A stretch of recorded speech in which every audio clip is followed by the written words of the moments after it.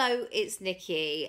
Today I want to talk about Jim Broadbent, who I have met, and he gave me some money when I was at drama school, money that I had to audition for, and it came at such a significant time, I guess, for me and my family.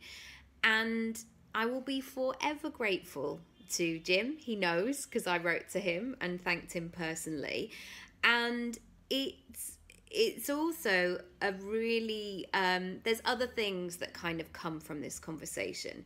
So I was in my second year at drama school, and in the second term, so the January, February, March, I was basically bedbound.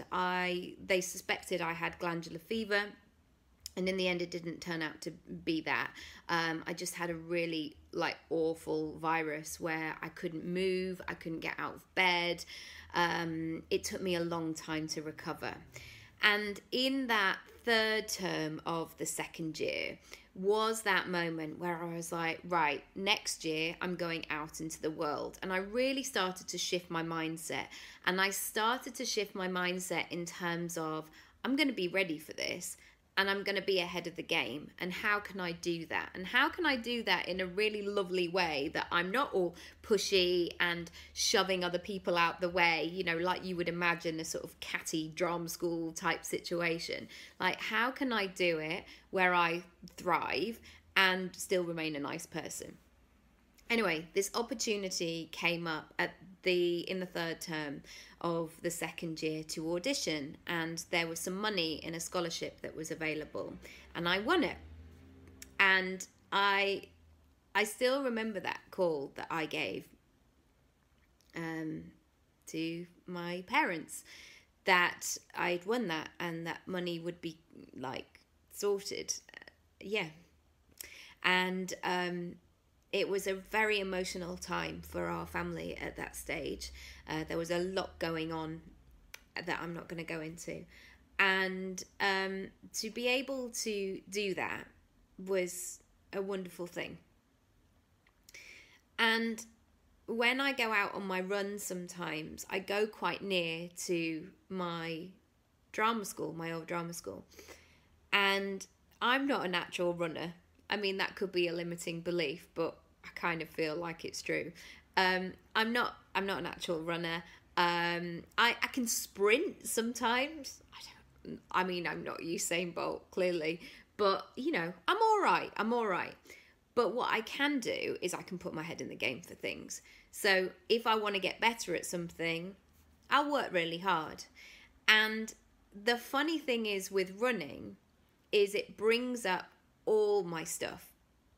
So there'll be those moments where I'm like, those old stories, like, I can't do it, my leg hurts, I'm so tired, la la la la la la la. And all I need to do is just keep moving my legs. Keep moving your legs, keep looking up, keep looking around, and stop getting stuck in the old stories. And again, Jim Broadbent reminds me of that classic line from Bridget Jones, if you've got small ears around, it's coming up, which is, come the fuck on, Bridget. Yes, come the fuck on, Bridget.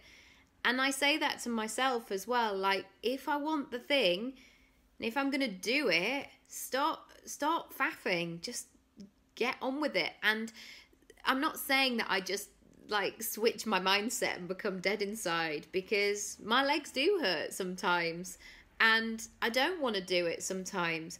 But if I can just have that phrase of, think about all the energy that you're expending, avoiding it or pushing it away, come the fuck on, Bridget, is really grounding. And it also makes me think how important that moment was, that somebody who was established, like Jim, how he was able to pay that forward. And seeing that lesson 20 years ago, a little bit less, seeing what an effect that can have going forward on somebody's life, on somebody's career, on somebody's confidence, on somebody's ability to bet on themselves, to go, oh, actually, maybe I could do this. It's invaluable.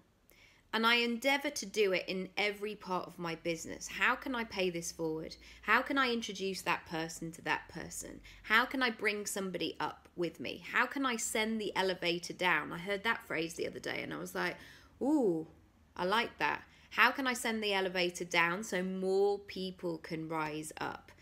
And I don't necessarily, like, sometimes I feel like I'm doing lots of stuff, but I'm challenging myself now. Like, what else can I do? Who else can I support and bring forward? And bizarrely, on my run today, I was having that going slowly moment. And this woman looked at me and we clocked eyes. And she just went, go on. And I just smiled at her and we just had that connection. And I was really grateful in that moment because that sense of that other woman going, come on, you've got this. And she was just like, she was flying. But she's probably been there as well. She's probably been in that moment where it's a struggle to start moving again. And then later in the run, I saw somebody else. And I gave them that look of like, go on. And they looked at me and smiled. And it was that beautiful circle.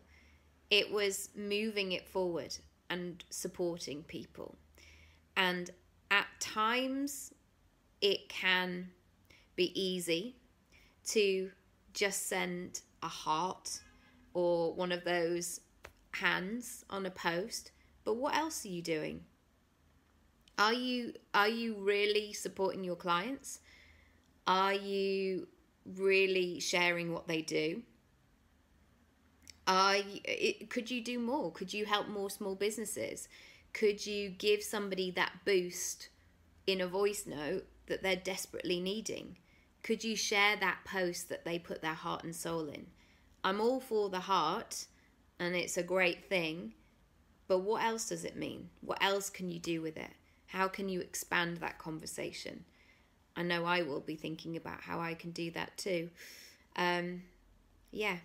So we went lots of places there, didn't we? Gym, Broadbent, running, come the fuck on, Bridget, the power of the heart, and the power of action. So I would love to hear your thoughts. As always, thanks for joining. I'll see you in a bit. Bye.